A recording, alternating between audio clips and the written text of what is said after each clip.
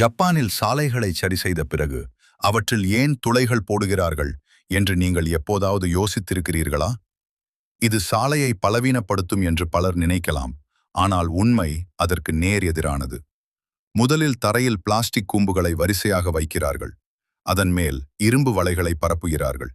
இறுதியாக எல்லாவற்றையும் மூடும் வகையில் கான்கிரீட் ஊற்றப்படுகிறது. கான்கிரீட் காய்ந்த பிறகு அடியில் உள்ள பிளாஸ்டிக் கூம்புகளை கண்டறிந்து சுத்தியலால் உடைத்து துளைகளை உருவாக்குகிறார்கள். பிறகு அந்த துளைகளின் ஓரங்களை சீரமைத்து அதனுள் ஜல்லிக்கற்கள் அல்லது செடிகளை நிரப்புகிறார்கள். இதன் பயன்கள் என்ன? நீர் மேலாண்மை. மழை பெய்யும்போது தண்ணீர் சாலையின் மேற்பரப்பில் தேங்காமல் இந்த துளைகள் வழியாக நேரடியாக பூமிக்குள் செல்கிறது. சாலை பாதுகாப்பு. தேங்கிய நீரால் சாலை சேதமடைவது தடுக்கப்படுகிறது. மற்றொரு வகை ஸ்பாஞ்ச் சாலை.